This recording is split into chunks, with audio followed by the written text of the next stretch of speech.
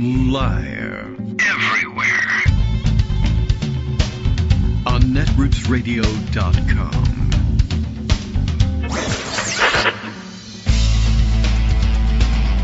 David Waldman. Kagro. In the mornings. Now, here's David Waldman.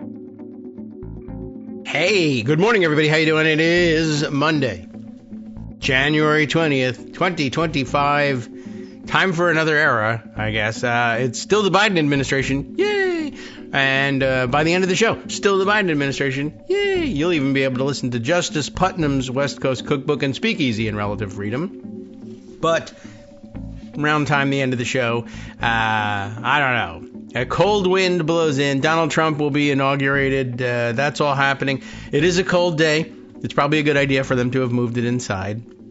Even though, yes, he probably was somewhat worried about crowd size. I assume, I don't know. I assume they just lie about the crowd size. And they'll very well may do that now anyway. No one has, by the way, mentioned that he might have moved the thing inside because of security concerns. I wonder whether he's, still worried that somebody might actually try to shoot him at some point. I don't know whether that bothers him or not. I imagine it hangs over his head. He values his life very highly. He does. And I don't know that there was any sort of threat. I don't think anybody has made any sort of threat. And they never tell you anyway. But I wouldn't be surprised if he's just sort of not outdoors a great deal anyway. I mean, he was not an outdoorsman except for his golfing.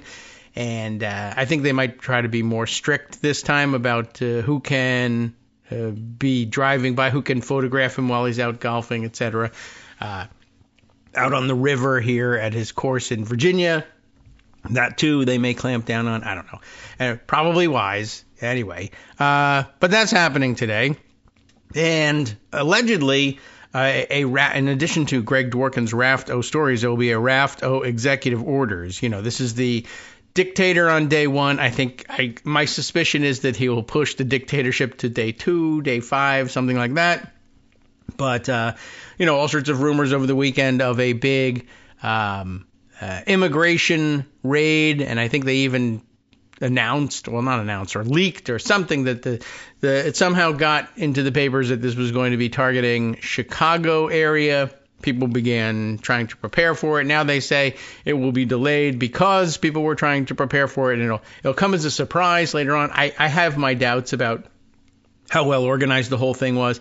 It's a federal holiday, not because of Inauguration Day. It is Martin Luther King Day, and most people listening to the show would probably rather discuss that or at least celebrate that. They won't be obviously celebrating the inauguration in any way, shape, or form, but I wondered whether it was going to be plausible to get a whole bunch of immigration officials and officers to do this work on a federal holiday. I mean, it's not like a lot of them will be enthusiastic about it, I'm sure, and we have sound for that. Enthusiasms. That's them saying that they're getting ready to go, and they're Chicago, right? But a holiday is a holiday, and they want to be off. They don't want to be working, and so I don't know. And the temperatures, and anyway, it's not supposed to get any better later on in the week. Yes, many people have pointed out there have been outdoor inaugurations in colder weather than this. It's not really all that bad, although later on the winds will pick up. Later on in the week, it'll be even colder. There's a lot of it's bad commuting weather, a lot of melting and refreezing of another round of snow here. But anyway, it's a busy day for him. He's got, of course, the inauguration, then the weird luncheon that always follows it. I think they should probably get rid of this at this point. You remember, by the way, his first inaugural luncheon in 2017, and he looked so glum and dour and angry, though he had just been inaugurated, and Melania sort of sitting there trying not to get yelled at. Some famous pictures from that. Anyway, the luncheon is happening. A lot of Democratic members not attending the inauguration. It is cold, and they don't want to travel, and they'll be on hand in the Capitol. I guess that takes the weather element out of it. Maybe that was supposed to take away the excuses of Democrats for, not attending, boycotting, as they were saying. They're not required to be there. It doesn't make any difference in terms of the swearing in, whether they're there or not. So it's not really that big of a deal. They can boycott it. I don't plan to watch, I don't think, unless there's a news flash that something weird happened. Then I guess I'll turn it on if there is any television coverage of it. But, we'll give a speech that won't mean anything to anybody, and that'll be it. We'll analyze how weird it is, like if he gives another American carnage speech. But I don't know. I don't know whether he's got plans for a big stem winder or not. Maybe that was the reason they moved it in. He might have a long speech in mind. He didn't want to stand out there for that long. No idea. Anyway, then he's got the luncheon, and then, of course, all these inaugural balls. And they took care of some of those earlier on. They had some inaugural balls before the inauguration. Over the weekend, you may have seen Snoop Dogg, for whatever reason, got hired, or maybe he volunteered, who knows, to do the crypto ball, which I'm not certain what that is other than crypto bros getting together and having a celebration. A lot of going on in the crypto world as well. We should get onto that. But I was going to say, with all of the parties and other things, plus the luncheon, my guess is that the idea, I think there was floated the number yesterday of some 200 plus executive orders that they said they had ready to go on day one. And I just remind you that with Donald Trump and paperwork, there's always a question mark involved. And if there really are doing 200 separate executive orders, I would question whether or not he actually signed those things himself.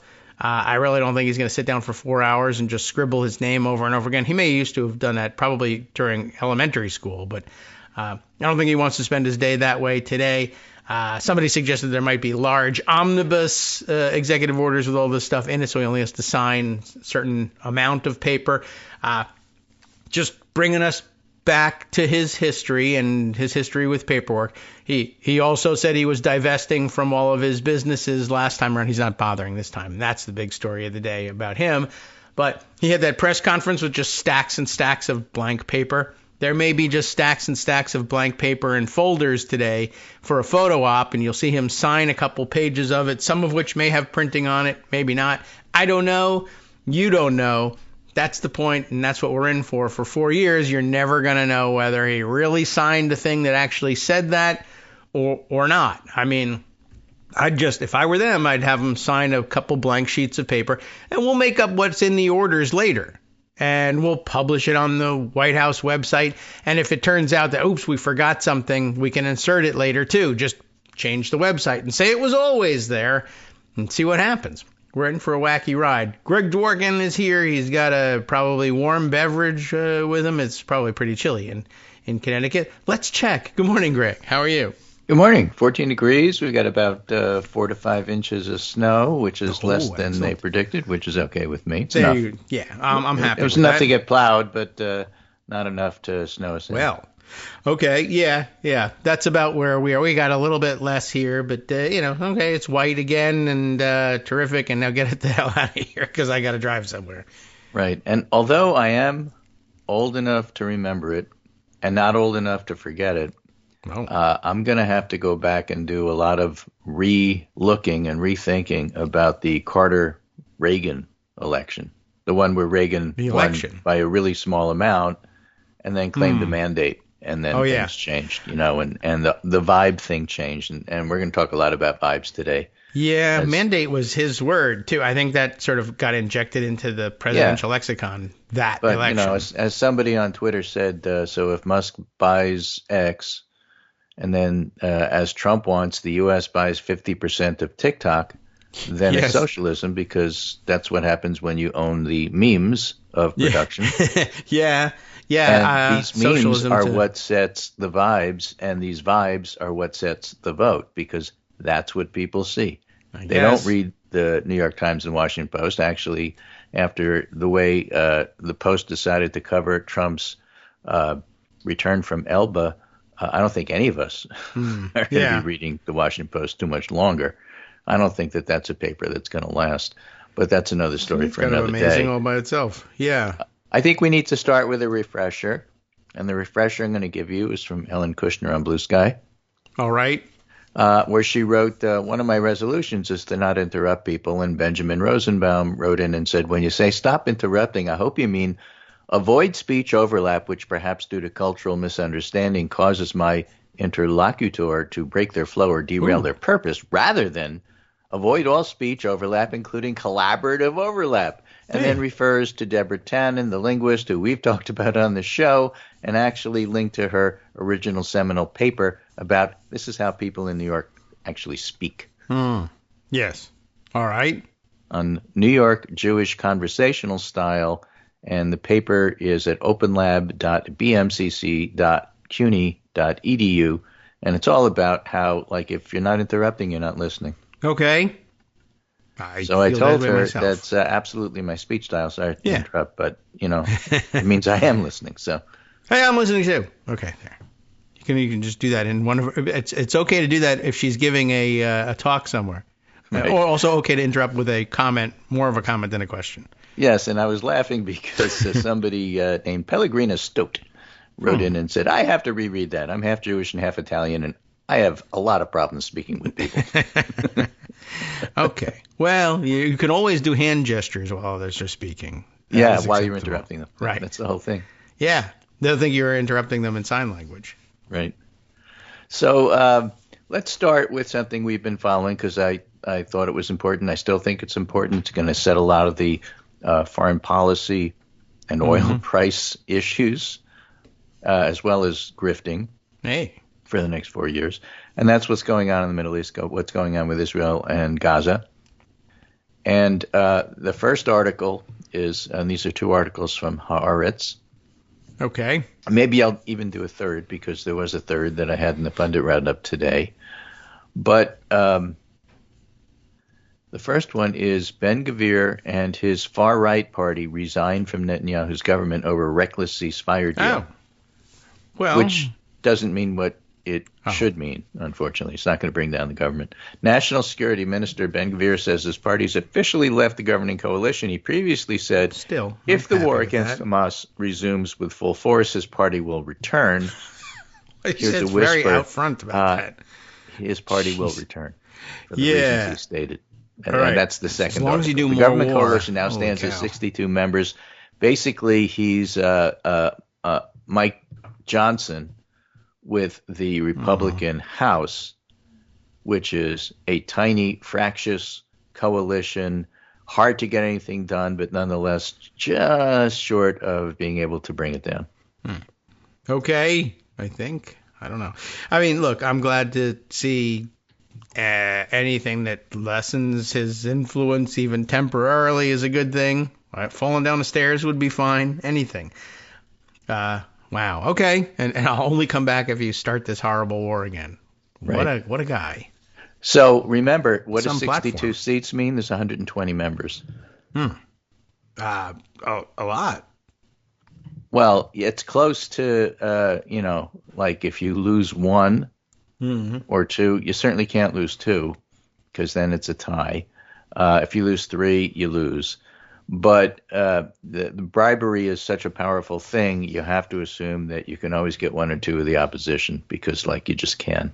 I guess so. So what does it all mean? This is analysis in Haaretz just published by a pretty good analyst, Amir T-Bone. And he says, look, this is the headline, Netanyahu's lying to Trump and preparing to sabotage the Gaza ceasefire deal. Oh, by the way, 3 hostages, 3 women were released.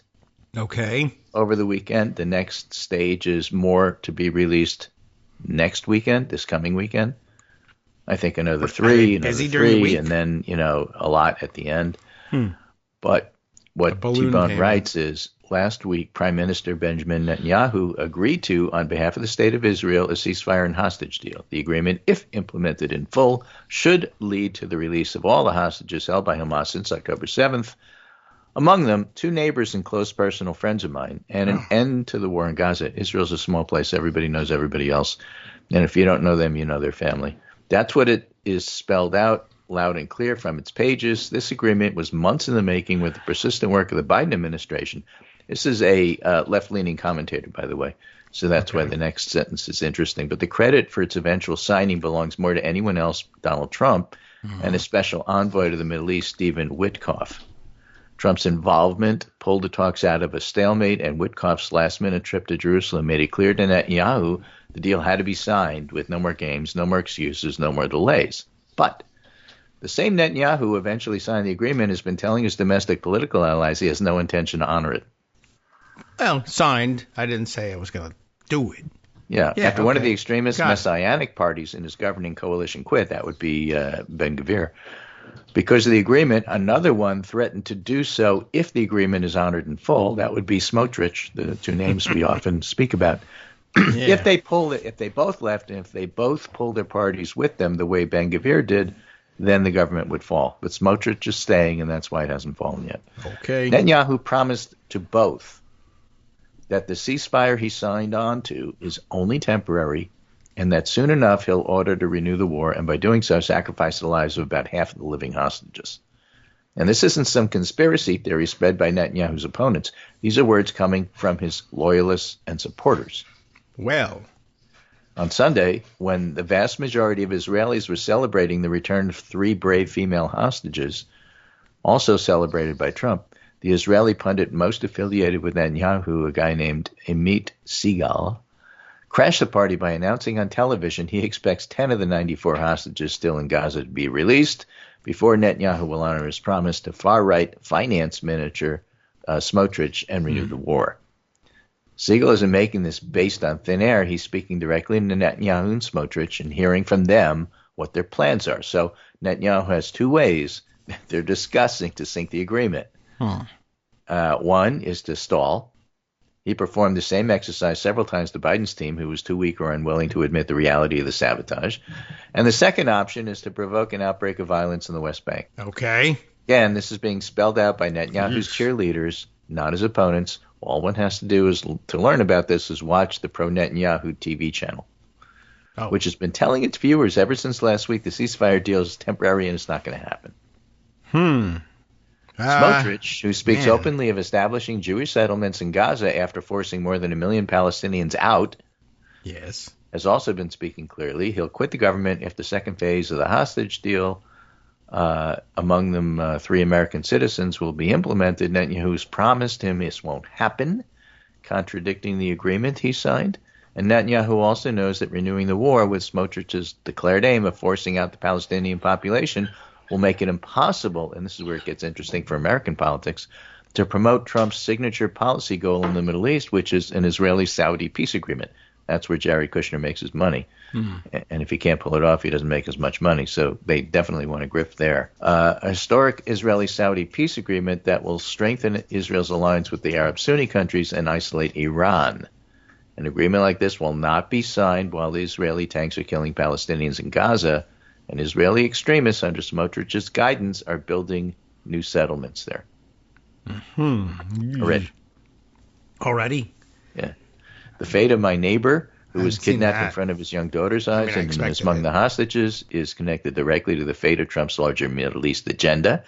And if Trump insists that Netanyahu and Hamas must both honor the deal, then my neighbor will be released, the war will end, peace and prosperity with Saudi Arabia becomes possible. And if the Trump administration misreads Netanyahu's true intentions or allows his right-hand man, Ron Dermer, to fool them with false promises like he did with Biden's team, then my friend will be sacrificed to fulfill Smotrich's agenda, and with him the Trump vision for a better future for the Middle East. End of article. That whole concept there, that Smotrich and his followers, who are really running policy, because if they pull out, Netanyahu government falls. If Netanyahu government falls, then he goes to court and he's going to be convicted and in jail. So Netanyahu's whole agenda here is to keep himself out of jail and has nothing to do with what's good for Israel or the Middle East, certainly not the Palestinians. He doesn't want a Palestinian state. He doesn't want the Palestinian Authority to take over. He'd rather Hamas, who's already running things in Gaza right back the way they were before all of this started. He doesn't want that to change. And so he's got motivation to screw up everything. And, the agenda there is more settlements in the West Bank, more settlements in Gaza. And that's clearly Smotrich's agenda. He said so openly. Netanyahu supports it because he's afraid that if he doesn't do that, he'll lose his prime ministership, and that's bad for him. And so the idea that this is going to be implemented is still on pretty shaky ground. The problem for Netanyahu and Smotrich is that now that it's been implemented, at least in part, it's incredibly popular everywhere, like all over the world, including Israel. Yes. And so to just turn around and say, okay, we're not doing that, is going to be difficult. But that doesn't mean he won't do it, because like he's got his own agenda. It's got nothing to do with anybody else. I mean, now, eventually you overreach, and that's how you have your government fall. Hasn't happened yet. Amazingly, this is not overreach. But, I don't know what to say. Oh, no.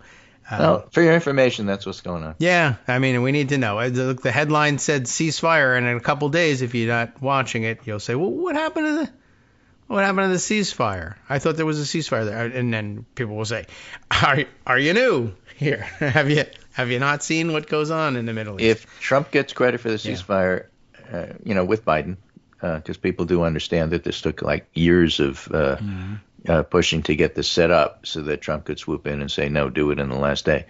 But both things happen, so both people get credit. What happens if it falls apart? That's Trump. Well, you would think. He runs it now. I did see another theory over the weekend of how to deal with the next 4 years, but it's a good point, as you should certainly hold him to account for everything. Yeah. Blame him for everything. There's no reason not to.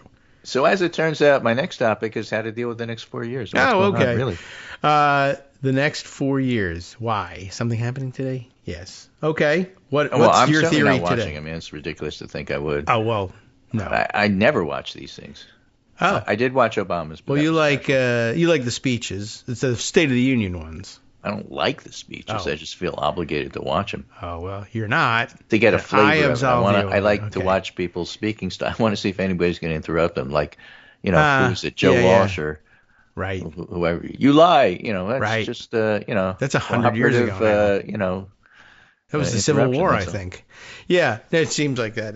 We're now reaching the point, though, where there's literally 20 years in between things like that, and our memories of it. Wow. Okay. Yeah, I mean, that's true. I always enjoy the idea anyway. I used to enjoy it better, the spectacle of it, and what's the procedure, and who comes out, and does it matter what order they do things, and that's kind of interesting.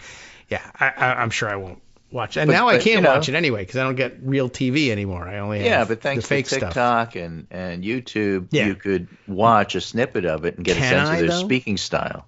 Can I watch it on TikTok? You can. Oh, now you can. It's back for the moment. Yeah, it's like the Israeli ceasefire. See, what happened? Yes, no, I don't know. Trump made some sort of arrangement with Xi from China. Okay. TikTok went dark and then came back with this huge commercial saying, we're back thanks to President Trump. Right. The darkness was also somewhat fake, but I don't know how much that cost them. It actually upset a lot of TikTok people. I saw a lot of stuff on TikTok saying, look, they took away my favorite app, then they came back with this stupid commercial for Trump. I'm not buying it. Totally phony. Good. So, we'll see.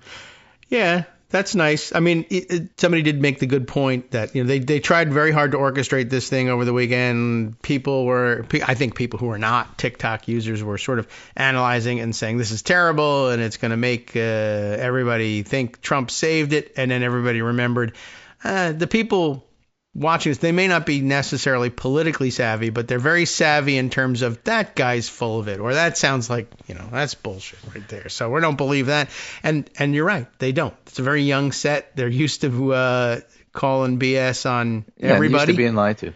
Yeah, which really is the whole thing about what to expect over the next 4 years. Yeah, it's 9:25, so we only have 2 minutes before the break. Oh no. But I'm going to introduce this article in a series of articles. Okay.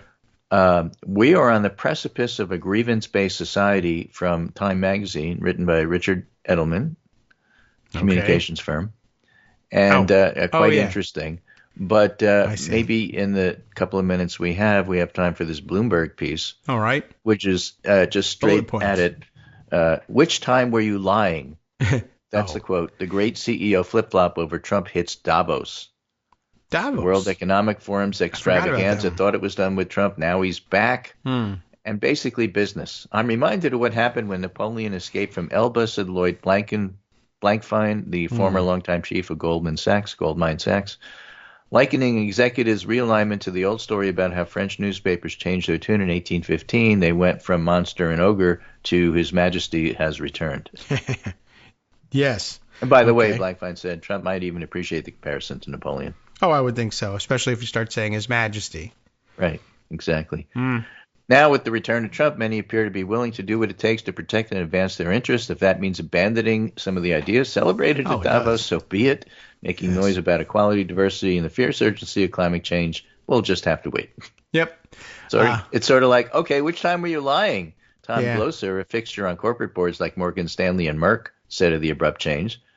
Some CEOs are surely relieved they don't have to put on a mask, but others are just lying because, like, it's good for business.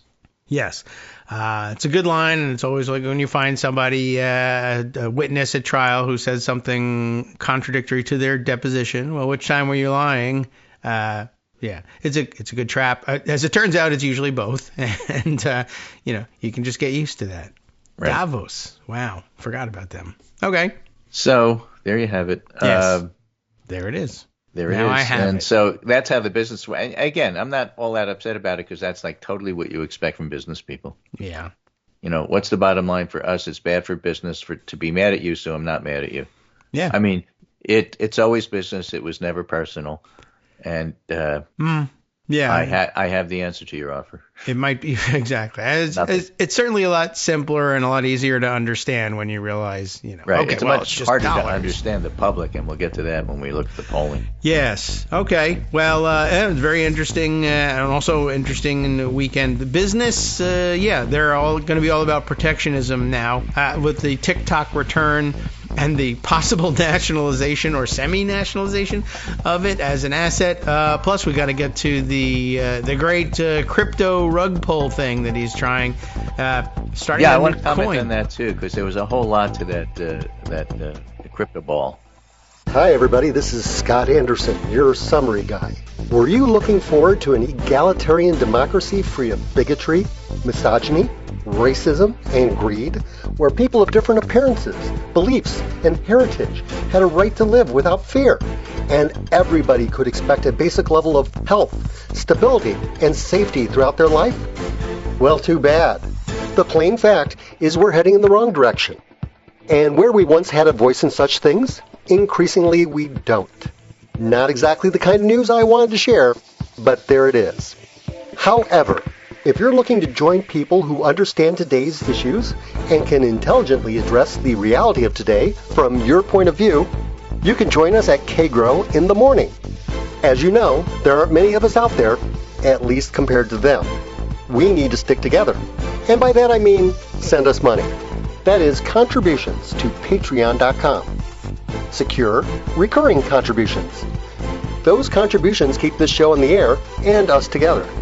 We've been through a lot together. The temporary loss of the presidency, we hope. The temporary loss of the House, the Senate, and the Supreme Court, we hope. Face it, we are pretty much all that we have left. Remember, we couldn't do it without you, and you shouldn't do it without us. We're in this together, so thanks. All right, welcome back now to the Kagro in the Morning Show here on Netroots Radio. I just created $100 billion in wealth for probably not myself over the break, because that's the new quote-unquote reality of the crypto economy. We Oops, I just launched $grift, and now your coin just fell 50%. Oh, I can't believe it. Well, you have certain protections against having your coin drop if you are able to arrest everybody who sells it prematurely, and that's the new design. But we mentioned the crypto ball, and you pointed out that there's obvious connection there. But what did we actually leave off with? Do we need to segue, or did we do that already? I don't know. I'm not sure anymore. The way we speak to each other with this cooperative stuff, right. I don't think we need to segue into anything. That's right. I may drive a segue we'll just into say something. We did, and. Oh, right. So I talked about the fact that there was this Time article. We're on the precipice of a grievance-based society. But on the break, we were talking about the fact that there was also this crypto ball that Trump had with all the masters of the universe of crypto world. Yes. And to me and to some others, it seemed like there was a purpose to this. He got everybody so-called important in crypto world in the room. maybe even Snoop Dogg. I'm not sure if he was there too, but like all the people who have anything to do with crypto. And he invited them to this crypto ball, inauguration ball. So all the important people were there, and unbeknownst to them, because none of them knew this was coming, while they were in the room, Trump launches his crypto coin, and it's worth $50 billion, and they don't know anything about it. And the message to them is, I don't need you. Yeah, Thanks it was a real thing. weird thing. I appreciate the money. If you want to stay in touch, give me more money. Otherwise, I don't need you. And so that was right in their face. It really was kind of interesting. And I didn't think about that aspect of it. I read about the coin thing. And I mean, it was another one of those things where you just, you make up now, and we told the story a couple of weeks ago. Kids are making up coins, in between homework and bedtime and on lunch break and logging on to their computers, and you just create a coin, and for whatever reason people buy it. I don't exactly understand how you can keep doing this over and over again, but with Trump, he's famous. It uses up all the electricity in a community, and then you ruin the environment. I mean, there's so many things about this I just don't understand. That all you do is you do this $ grift thing on the internet, and now you're rich for a couple hours until it crashes, and then you owe everybody. Yeah. Well, you don't owe anybody anything. You just run away with either get a bunch of money in your pocket. So if they can find you, yes. Yeah, and so you're going to owe people. You don't owe everybody right away, but But there are now. I'm back to like nothing because it was all fake anyway. Yeah. But these suits are real. Yeah. Well, the lawsuits do tend to be real, unless you're Donald Trump, in which case, who cares? So now I owe the lawyers That's money. Not real either. Lawyers make money out of this. The lawyers love crypto. But for other people. But yes, for normal people, there's now, platforms and apps that will you basically, plug and play, start a meme coin kind of a thing, and it usually pays hedge off. Funds for grifters. It's great. It pays off in the tens to hundreds of thousands for average people who don't have any particular reason to attract attention for their coin, still somehow do that. But for someone like Trump, even had he not done the crypto ball thing, people will follow it. They want it. Even just as a dumb souvenir, they'll buy this thing. But this, too, he's structuring, as I do understand parts of it, he's structuring these coins such that from the outset, he owns a gigantic percentage of them. And as people buy them for whatever dumb reasons, again, even if it's just a souvenir, they're buying real. You it. don't have a souvenir. And well, you have an email that says you have a souvenir. Yeah. But, all that money goes in there, and he gets, 80, 90% of it. And the weird thing is, right, you create a bazillion coins, but you own all of them, but the scarcity of the rest of them is supposed to help boost the price. Then you see how much are idiots willing to pay for an email that says you have a souvenir, multiplied by how many coins there were, and you get to claim do anything. You own that. How is this happening? I don't know. And now, right, as you pointed out over the break, we didn't say it out loud yet, Trump allegedly on paper, because of this, weird spoofy thing, made $50 billion in a day over the weekend, which, you might wonder, well, is that good for the economy or bad for the economy? It made me think actually of the whole, remember when we had debt ceiling problems, and apparently we have another one coming, and people said, well, you could mint $1 trillion coin, and economists said, that's really, you can't just overnight create an asset and say it's worth $1 trillion. Now you can. And people are doing it from their living rooms. I think the federal government might be able to do this too. Mint a crypto platinum coin. Yeah. And say it's you worth can't mint the coin. $1 trillion. I'm not even minting it. I'm just saying it got minted. All right. That's fine. But as you were also pointing out with the crypto ball, it was a great mechanism, better than the hotel, which they no longer own. But I understand they're trying to buy it back. But that's another story too. But to have a crypto ball and then announce this coin being launched. Apparently, by the way, competing platforms for launching and maintaining coins, and he launched it on like the rogue one that all the people at the crypto ball, for whatever reason, don't like. And he did this as a giant FU to everybody, but he also did it as a sort of a hostage situation. The biggest dummies in Bitcoin world, in crypto world, are all trapped in a room with him in a bribery situation. It was basically So we know who you are, and we know what your wallet looks like and how to identify it. And, some of you will leave here without having bought some of my coin, and that's okay. That's okay. And see, some it of happens. you will never leave. Right. Yeah. So you've got a big bunch of crypto whales in there for a Trump party. So they're already supporting Trump. They've made $1 billion out of nothing, doing no work whatsoever. They got it to spare. The rest of you, we're going to make you watch the original James Bond Goldfinger. I hope you enjoy it. There's a great scene in there. You get it, eh? Yeah. Right. So, big, non-threat, but every one of them can afford to throw $1 million into a dumb crypto meme coin startup and not blink.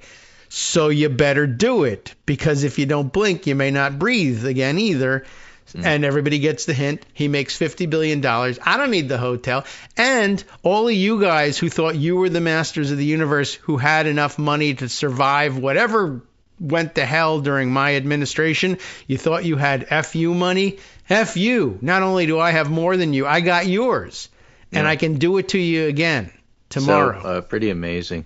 Wow. And that's a good segue into this Time magazine. We are on the precipice of a grievance-based society, because the first paragraph, it's by Richard Edelman, who is head of a global communications firm.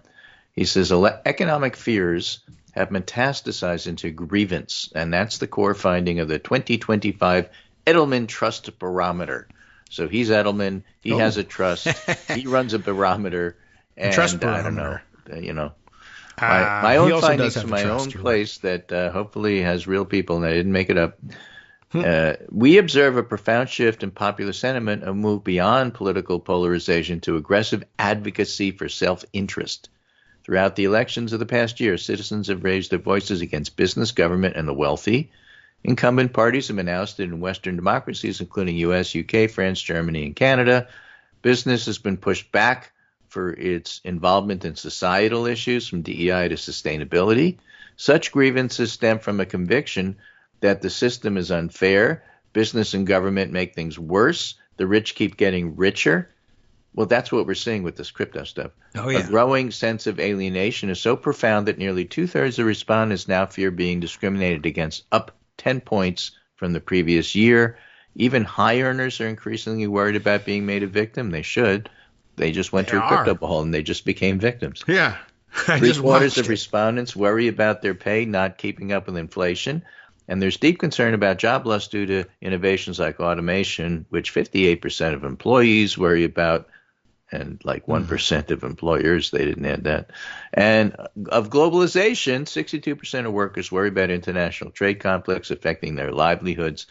This whole neoliberal NAFTA, let's outsource the jobs to China so that we get cheap goods, was such an incredible, you can't even begin to grasp failure that basically led to where we are now. Nobody trusts anything that the government and Democrats, even though this is a Republican idea, do, because that happened. So you took away the local factories, you made us lose our jobs, and Ohio became red, and there's nothing Democrats can do that's going to win their trust back in the short term.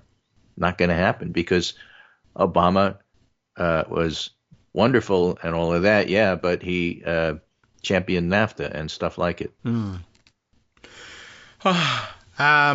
That's the situation we're in now, and that's how people are looking at this. Republicans aren't going to help you. They're here to scoop up whatever cash falls out of your pocket. They're here to blame it on you. Yeah, that's They're here to take your money and blame it on you.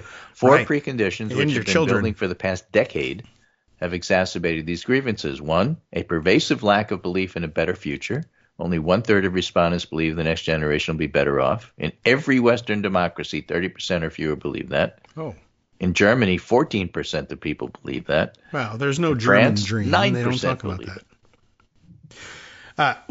But they're French. There has also been a widening divide in trust among top and bottom income brackets. Low-income respondents have profoundly less trust in institutions than the top.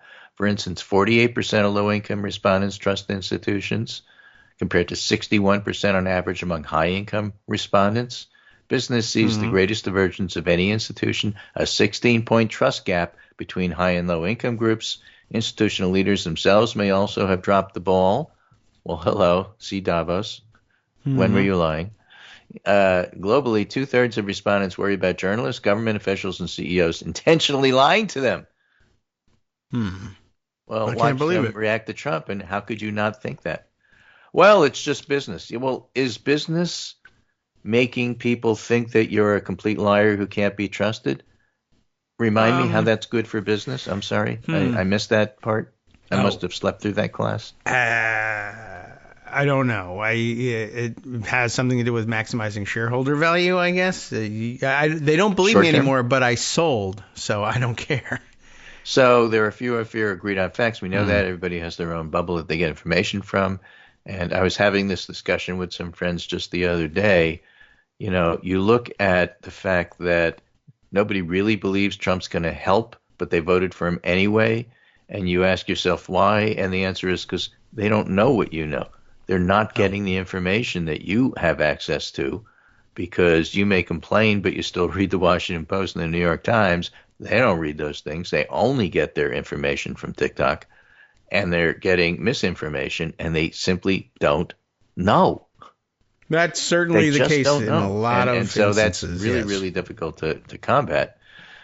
So he goes on to say, our collective grievances are broad-based, extending from economic to electoral to societal.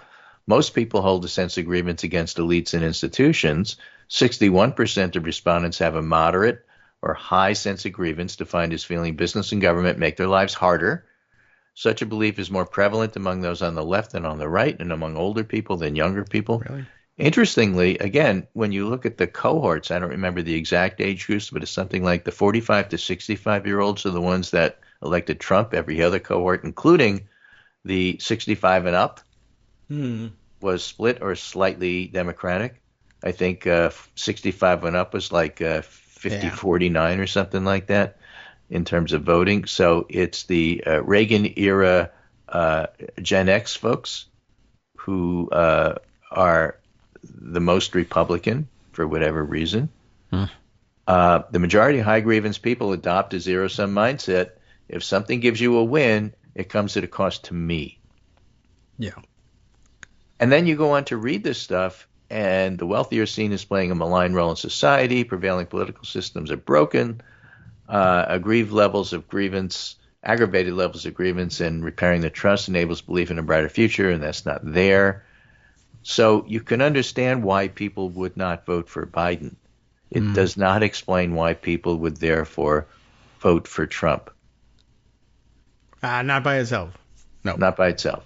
So, you know, you have that, and it's just weird. So here are the next three polls, and this first one is from CBS News. Let's see.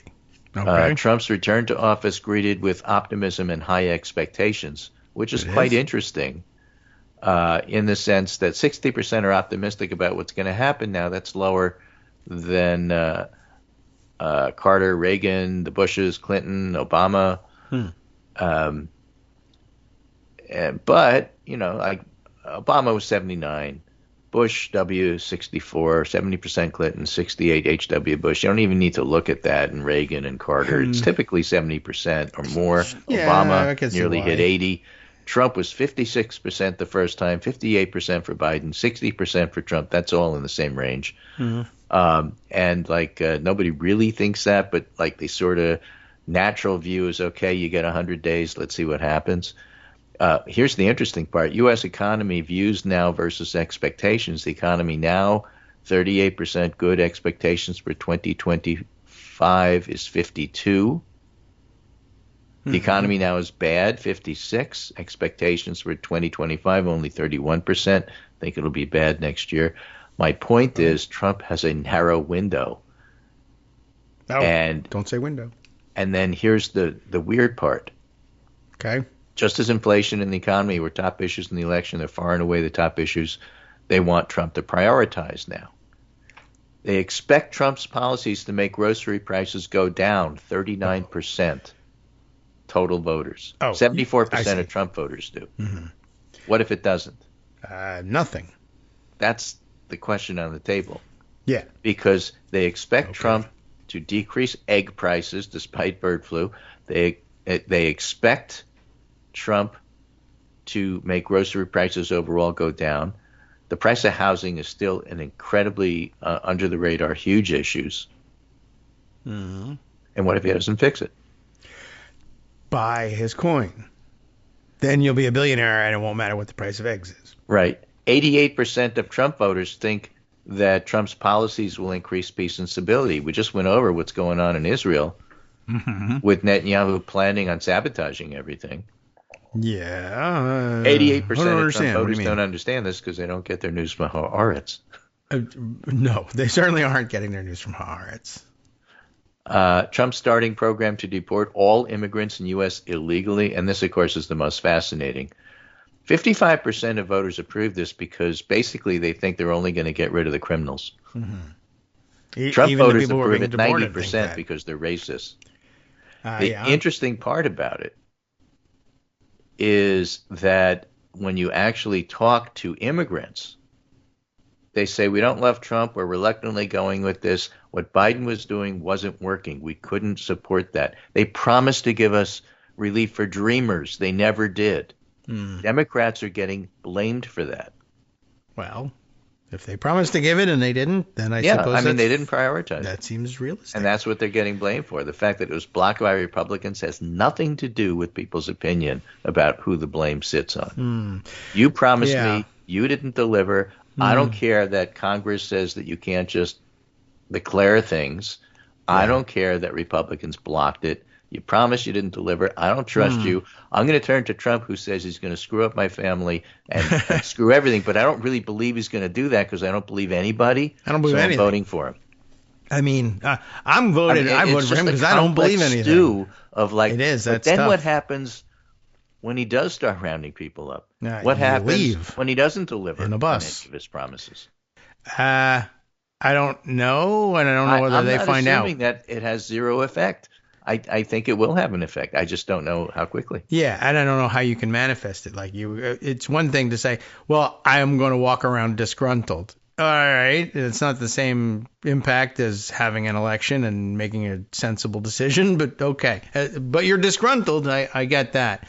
Tell it to me in a focus group. I'll write it down, and then he's still the president. So you know, there's an accountability moment for you here. You're supposed to not put yourself in this dumb situation. Well, if he doesn't lower prices, then I'll what? Then you'll what? Then you'll sit there and suffer. Exactly.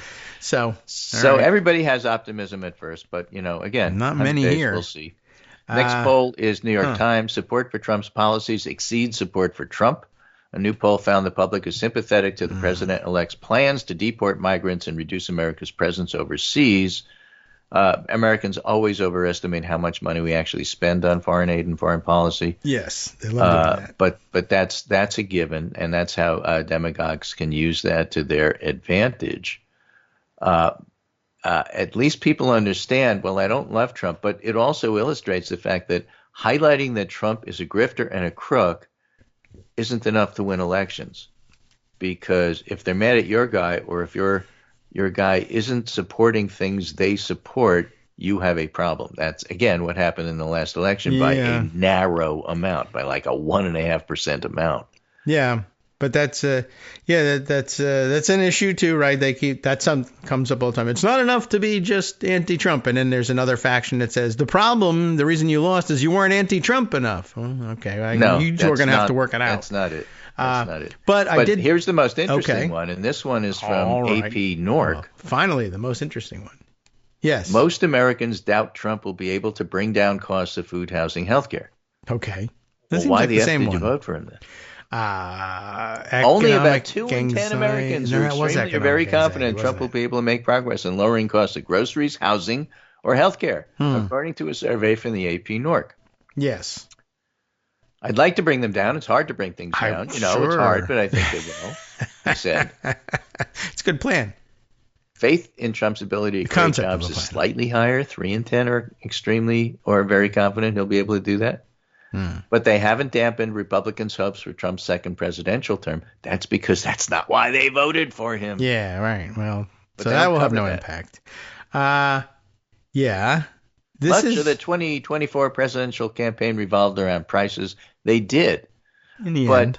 But that's grievance, not policy. People have to understand the distinction here. Okay? Inflation is too high. What are you going to do about it? That's not the point. It's too high. I'm mad at you because you're president while it's too high. Yeah. Well, we have all these plans to fix it. I don't care about your damn plans. Yeah. You were the president, and I'm mad at you. This is about grievance. Yeah. Yes, but we have these other plans. And in fact, I'm implementing, I did this policy, I did that policy. I don't care. Are you not listening to me? Prices are too high and you're president. That's all I need to know. Yeah. And it wasn't even that it was inflation. People just sort of reflexively say, well, prices are high, that must mean inflation. Well, it's an economic concept, difficult to explain, but actually inflation low, prices high, inflation low. I don't care about inflation. Yeah, right. You keep telling me inflation is low. I care about prices. Yeah. You're not listening to me. AP Votecast, an extensive survey of voters and non-voters that aims to tell the story behind election results, showed 4 in 10 voters in the November election identified the economy and jobs as the most important issue. 6 in 10 of those voters cast their ballot for Trump. Yeah. So basically, what you have to do when you're running the place and you have problems like that is to say, I understand, I have to convince you, no, it's better than you think. That's not going to work. It didn't work. What you have to do is say things like, oh, listen to me. I understand everything. I'm hearing what you're saying. I feel your pain. Like Bill Clinton. But that's why he did it. It works. I guess it did. I'm going to ignore you and pretend that everything's great. That doesn't work. I'm not going to honor a ceasefire. I feel your pain. I do have a plan for fixing it. It's starting to work. Let me give you a couple examples. But the important thing is I understand what you're saying.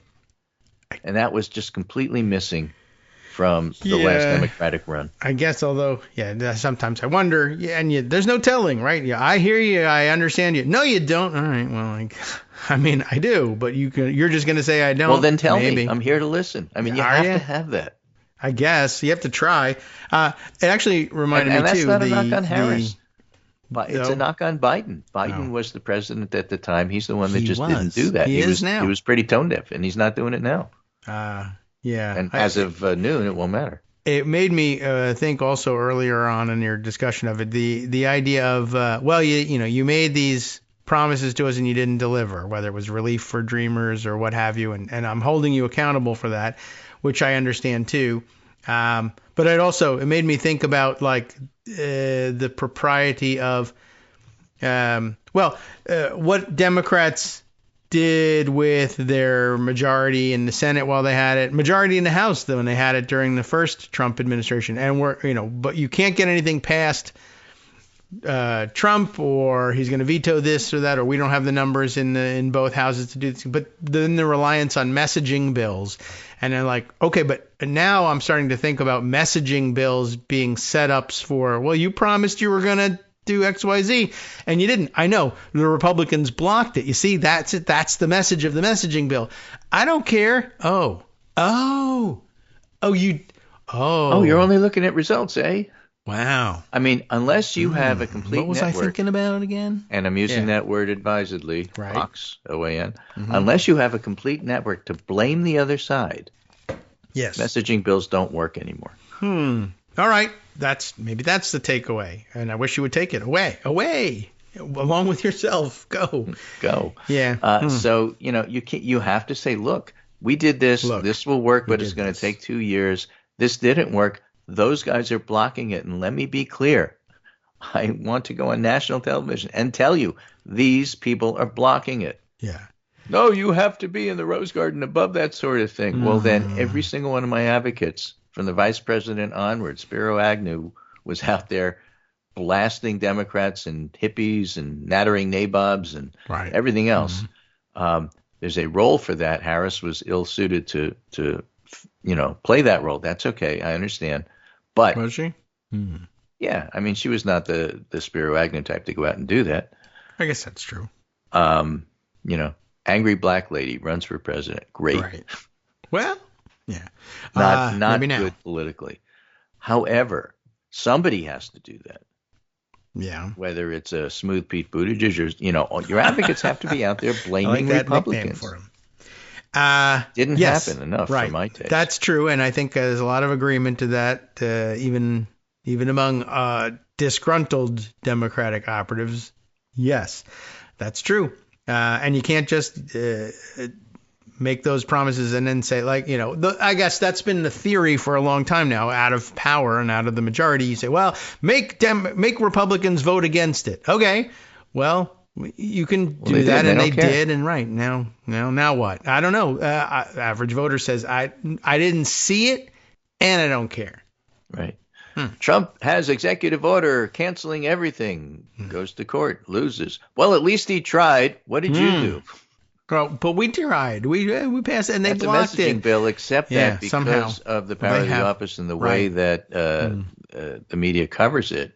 Yeah. Absolutely, positively, totally public. So in any case, Americans are especially skeptical of Trump's ability to bring down health care costs. Oh, well, he doesn't. Only half of Republicans are confident he can do that. His favorability hasn't changed. About 6 in 10 Democrats think Trump will be a terrible president, but that's down from 3/4. Of course, it's early. You have to give, or at least understand that Americans will give, especially younger Americans, will give the president the benefit of the doubt for at least 100 days. You think? And then you have to see where you're at. All right. I mean, hey, how come prices didn't come down? Yeah, I don't know. I'm already asking What's going on here? I think it'd be interesting. You think, did I hear you correctly that the younger voters would give them the 100 days or some period of time to do something? Younger voters are more optimistic as a general rule than the cynical old people. You fools. Yeah, well, right. Okay, I don't know. I thought that they would be more about instant gratification. And I imagine that young voter, old voter doesn't make a difference. That's true. But across the board, I would think you probably would find a significant percentage of people who would answer a poll, saying Trump is the president right now and has been for the last 2 weeks at least. But I don't know. They don't seem to have found out or understand what. No, he's being inaugurated today. Oh, what is an inauguration? Actually, I don't know that word. Well, so my advice is don't predict what's going to happen, but absolutely follow what's going to happen. Okay. We don't know. I promise you I can't predict what's going to happen, so that doesn't mean I won't try. Okay. Well, thanks, Greg, and happy Martin Luther King Day to you. If we still have a country, I'll see you on Wednesday. Yeah, and if we don't, I was going to say I'll meet you in Canada, but we may have to go further afield. Yeah. All right. Honor the king, not the grifter. See you later. All right, welcome back now to the Kagro in the Morning Show here on Netroots Radio. One thing that I figured that Greg would have this in the roundup, and it's probably in the abbreviated pundit roundup, but in our discussed roundup, and so I didn't put, it was impossible to put away a story on all the things that we really should be catching up on. But a big story for the morning that we haven't talked about yet, and that we didn't get a chance to talk about, and wasn't in the Skype roundup, but is probably in the abbreviated pundit roundup, as I said, pardons. Right, last minute pardons from the Biden administration. A third round, really. There was a commutation of sentences some weeks ago, and then end of the week last week, but I forgot to shoehorn it into the discussion, was another round of commutations of sentences and clemency, etc., for nonviolent drug offenders as well. And I think I saw mentioned in the headline at Daily Kos was like, Biden breaks his own record of the number of commutations in a single day. So, and we didn't even get to that. And then the final round, I think there's still time, a final-ish looking round of individual pardons. This time, a round of blanket pardons for people who didn't do anything wrong, but who are under threat from the Trump administration, including General Mark Milley and Dr. Fauci, Anthony Fauci, and also members of the January 6th committee in the House who investigated the insurrection, and their staffers, and it's just it's a crazy round of pardons for people who, again, didn't do anything wrong and who are, probably have mixed feelings about even having the pardons. People have mixed feelings watching the pardons happen. It's a wise precaution because you never know what Trump is going to do. On the other hand, it makes you think, I wouldn't be surprised to find out if, like, people are like, oh, Trump is going to be furious about these things. And he'll play furious, no doubt about it. Because I was going to totally prosecute Anthony Fauci and Mark Milley for treason. But I suspect there's a significant part of Trump that finds it a relief. Thank God, because I don't know how we were going to engineer this stupid thing. Then again, there's also a part of Trump that says, engineer it. Just do it. I don't care how it works or if it works. But I have a feeling that he viewed the idea of following through on those threats as something of a headache. I'm sure a headache he could hand to somebody else and say, you take care of it. I'll endorse it when it happens. But I do think that there's a possibility that he's like, good. Now I don't have to deal with that. Instead, I can just throw my hands up and say, the corrupt Biden administration did this. Of course he pardoned them because he has something to hide. And, it perpetuates the issue for him without any work or the headache of finding out, now the lawyers are telling me technically I can't charge him with treason. I say do it anyway. And can he pull that lever? Can he make it work?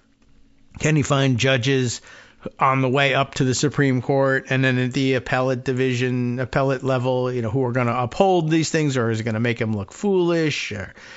Now I can just say, there's nothing I can do. And of course there is something he can do if he was intent on doing it and he didn't give a damn about what the law says one way or the other, i.e. if I'm going to charge these guys with treason, the law says I really can't charge them with treason. There's a very specific set of circumstances that they have to establish it. But I'm going to lie about them, or I'm going to bring it to Matthew Kaczmarek and just declare it to be right, and then see what happens at the Fifth Circuit, and then lean on the Supreme Court if I need to. You could be doing things that way.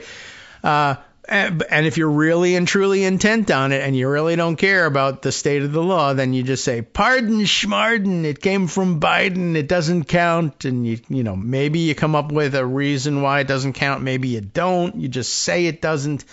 So, but I think he'll let it lie because, and if he does, I think that's probably a pretty good indication that he never really wanted that headache in the first place. Another thing that he was going to promise not to. If he's going to promise to lower grocery prices and then say, it's very hard, I'm not going to do it, then you can very easily see why he just wanted to shake his fist and say he was going to prosecute people. It works at rallies. It makes people vote for me. And then in the end, what can I do? And it's not even my fault. This one you can blame on Biden. So I think he's relieved by these things. I don't look for any genuine expression of anger on his part, though there'll be anger on the part of voters and members of his administration, some of which is genuine and some of which is not. But again, they'll be elated to be able to blame Biden for it. No pardon, I don't think, for, as I saw it this morning, for the Vindman family or any of the individual Vindmans. Alexander Vindman being was the one who was the whistleblower and testifier in all this. And I don't know. I mean, they're taking a certain pride in not accepting it, but on the other hand, maybe they needed that protection. Maybe it would have been wise. I don't know. Anyway, gosh, there's a lot to talk about in that, wrapped up in that story. But that's there too. So there you have it. Oh, by the way, it made me think also of, I guess I got to grab this from the AP, just so I think you can believe me. You've probably seen these headlines, but the practice is you got to have something to link to. By the way, there's also the weird issue of the Milley pardon, which brought to mind, I was thinking back to, you remember way back when, I don't remember, what year was it, when MoveOn.org, you remember, ran the ad, about General Petraeus and the Iraq surge, or what was it? I don't remember what they were blaming him for, but what I do remember is making fun of the name and referring to him in the headline of their ad as General Betray Us, right? And there was such faux, and maybe even real, who knows, outrage among Republicans and then, of course, fear among Democrats, that they demanded that there be a formal congressional resolution condemning the ad, and several Democrats went along out of don't blame me. I'm angry about them saying betray us about an American general and how dare you and thank you for your service. Remember, we were still in thank everybody for their service mode at the time. We still mouthed those words, but then cut their medical benefits, whatever. And reelect the guy who says they're suckers anyway, right? So anyhow, there was a time not that long ago, and you'll have people on the same Republicans on the record saying it's so disgusting and we have to have a resolution and something we should criminalize MoveOn.com. If it had happened under Trump, in the Trump era, he'd be calling for that. Now, he doesn't care. He doesn't remember who they were anyway.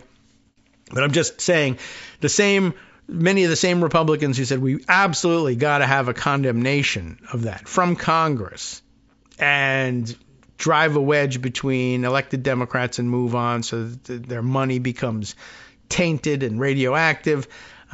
Anyway, same Republicans are now, it's fine for Donald Trump to say that the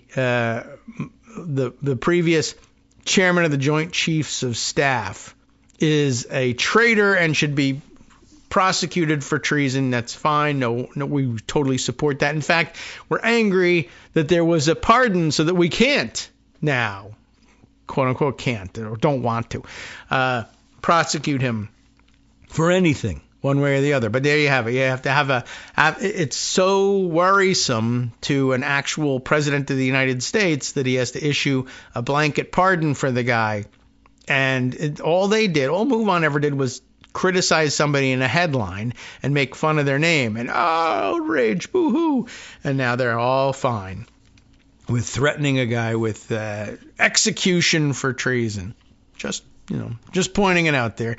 Another one of those weird things about American politics. Okay, let's see. Other things to get to, and there are a lot. I'm just going to have to run through them one by one out of pocket or out of this weekend's blue sky activity. I guess, well, let's see. We'll go in reverse order here and say, okay, here's another interesting item. This one reported by AP as well. Let's see. Adriana Gomez-Licon reporting the news under the headline, Trump's inauguration will be the first attended by foreign leaders. Is that right? No foreign leaders ever? I find that interesting.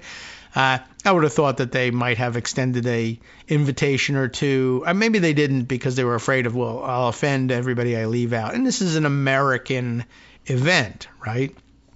I don't know. Meanwhile, for the first time, it says here, in U.S. history, a president-elect will welcome foreign leaders for one of the most American political traditions, a peaceful transfer of power. And again, there's no obvious violence, but it's the threat of violence that, in many cases, probably led to people to vote for Trump in the first place. Well, I don't love Trump. People who weren't totally opposed to him probably said to themselves, I don't love Trump, but I don't know. I saw what happened last time he thought he lost, or he didn't think he lost, but the rest of us thought he lost.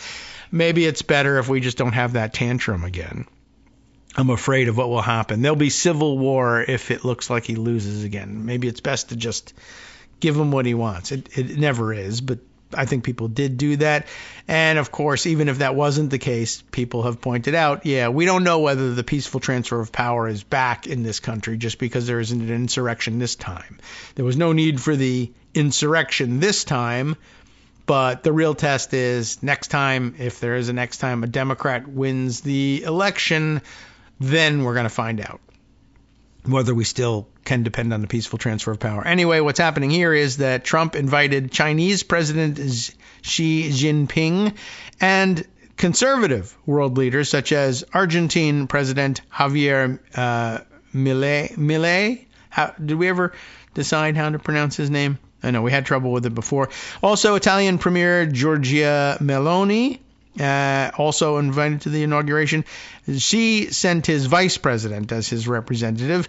No heads of state have previously made an official visit to the U.S. for the inauguration, some of them, such as Milei and Paraguay's President Santiago Peña, were special guests Saturday night at the Hispanic inaugural ball, not the crypto one, where several of Trump's nominees for key cabinet positions made appearances. That included Senator Marco Rubio, of course, slated to be head of the State Department, RFK Jr., still on track to become head of HHS. Here's a look at the foreign leaders who are coming to Washington for the 60th inauguration. China mentioned earlier. Vice President will come instead. That's Han Zheng. The announcement to dispatch Han was made Friday by the country's foreign ministry. I don't know. I guess everybody deserves their due, but I'm just going to run down the countries and then try to mangle the names. Argentina, of course, mentioned earlier. Milei, M-I-L-E-I. Anybody have any? I'm trying to think even how do you pronounce that in Spanish, but of course they speak Portuguese there, so, but pronunciation should be close. Milei is maybe how I would work that one. Milei. And who knows what colloquial pronunciation, what you drop and what you don't. Thankfully, he's not enough in the news here for me to know offhand from hearing other people pronounce it how it's done. Anyway, so I guess he'll be there because, let's see, he was the first foreign leader to meet with Trump after the November 5th election, traveling from Buenos Aires to the president-elect's Mar-a-Lago pervert club in Florida. Okay, and, anywhere there's a pervert club. Javier's an oddball.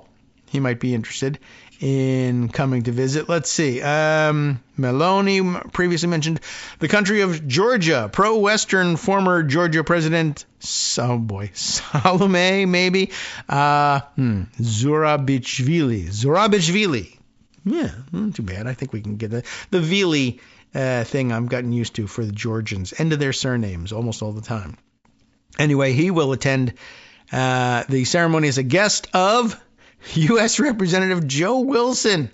Isn't it? That's, yeah, all right. It was Walsh, right, who did the U lie, but I confuse him with Wilson because he's Joe and it starts with W.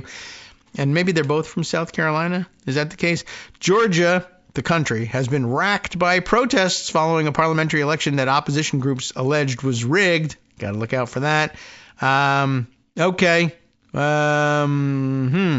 Let's see. More about Georgia. Then, of course, from France, French President Emmanuel Macron, whom Trump met with last month in Paris during the Notre Dame Cathedral reopening, won't be at Trump's inauguration.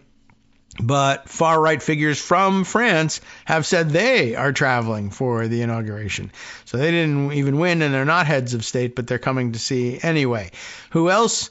The offices of Ecuadorian President Daniel Noboa and Paraguayan President Santiago Peña have said that they were invited to the inauguration and plan to attend. Peña, a conservative economist turned politician, praised Trump's agenda and said the Hispanic ball that he hoped for deeper ties between the U.S. and Latin America. Okay, you might regret that, but all right. Taiwan sent legislative speaker Han Kuo-yu and 7 others to Washington for Trump's inauguration, but Taiwan's foreign ministry said its delegates would not attend the ceremony now that it has been moved indoors because of cold weather. They don't want to get COVID? I don't know. That'd be wise. And, of course, Taiwan, China, got to figure out how they're going to work that whole thing out. Taiwan's Central News Agency, citing Taiwan's foreign ministry, also reported that the delegates would meet American politicians and think tank scholars to cement Taiwan-U.S. relations. It's unclear if they'll meet Trump. That obviously a great source of tension as well. So, okay. Just throwing that out there so that we know that that's going on. Also need to check in on Rudy Giuliani, just so you know what's going on, and it's weird and fishy. Giuliani, of course, has been dealing with the civil liability to the Georgia election workers he defamed, and has now for months been running around hiding assets, hiding himself, refusing to show up for court, being threatened with contempt of court. and court-sanctioned seizures of his assets. And of course, there's no way he's going to be able to come up with the money that the judgment says he owes to Ruby Freeman and Shay Moss. It's like $150 million, and he doesn't have that. So what's going on? The latest is this. Rudy Giuliani avoids trial. They were going to go finally to a trial, I think, for contempt in this case. I mean, he already lost the trial. He's liable. He just has been skipping out on payment, and he was going to go on trial again for doing that.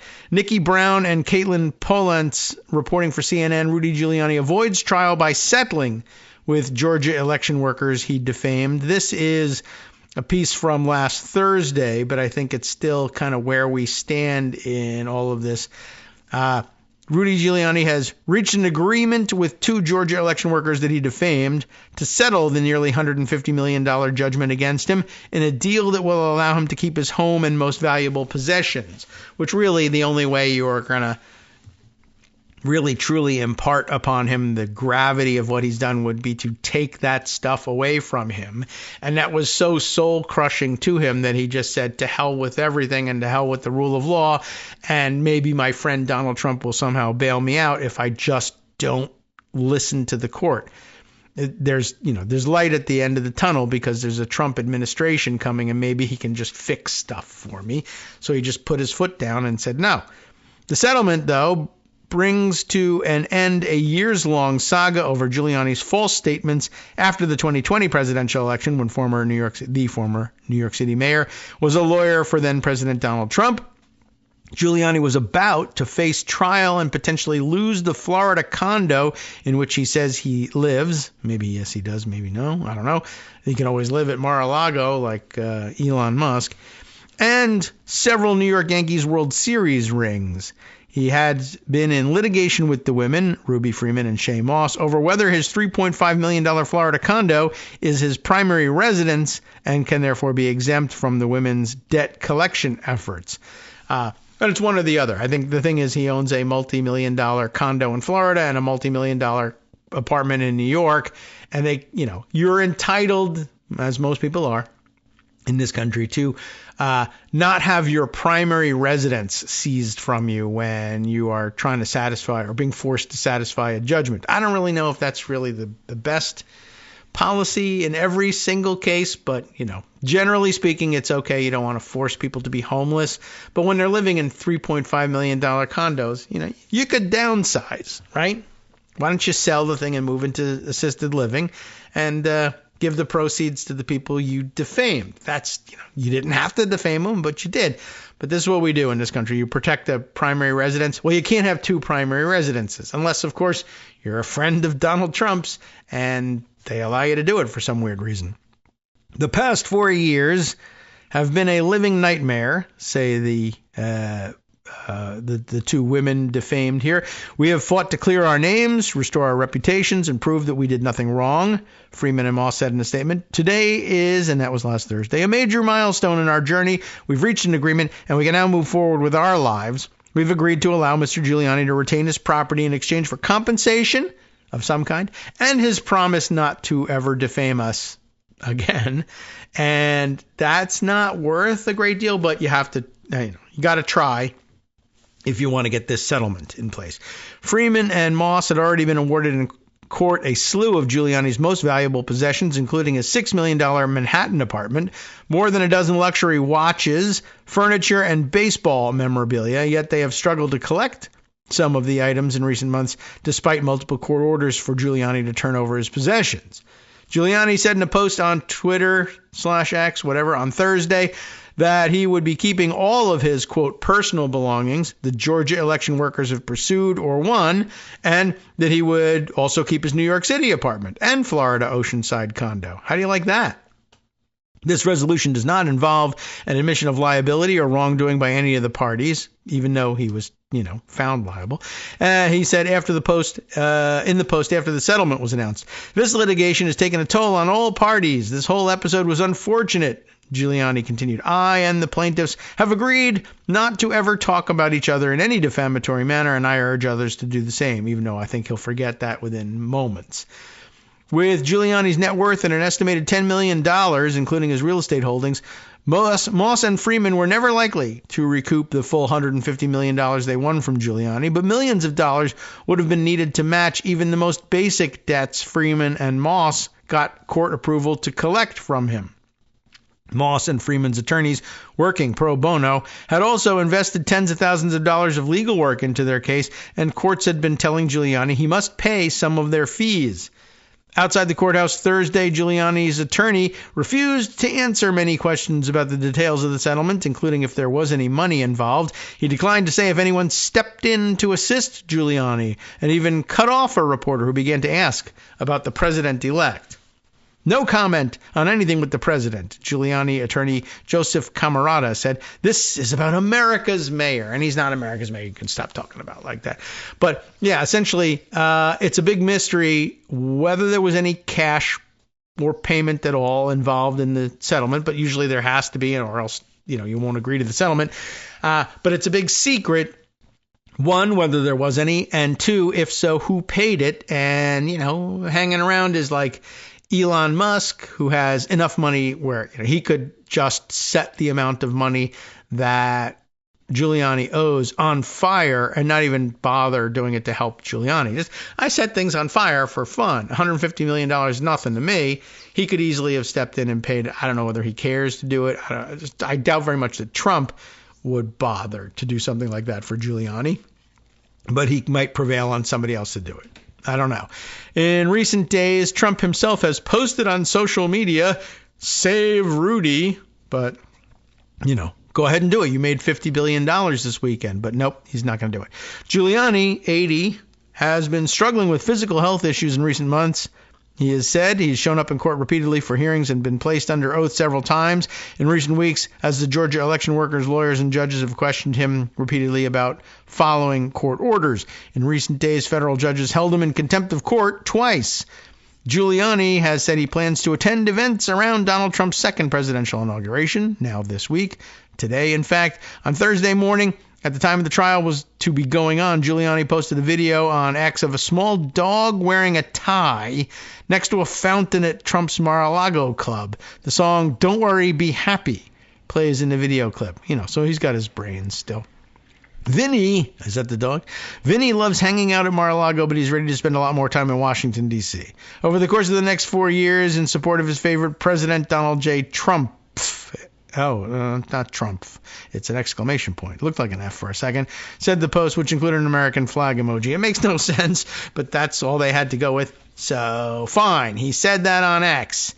His brain is melting, and it's starting to sound like he's getting away scot-free just like Trump did, although he had to spend a lot more time in court and sweat it a lot worse. Okay, so other things of interest, and there are many. Just going back to the Bitcoin thing, golly, I don't know whether did I put anything aside the explainers? Probably not. But anyway, just makes me think, the world's gone crazy, and two, whether economists are giving any thought to this sort of thing. I'm thinking. We realized, of course, during the last government shutdown showdown that there's a debt ceiling limit thing coming up, and Trump wanted it postponed or set aside in the settlement bill, but he didn't get it. And I think I saw last week at some point Janet Yellen saying, by the way, the debt limit, we might actually hit the debt limit the day after Trump is inaugurated, which is semi-hilarious, but for nothing matters anymore. How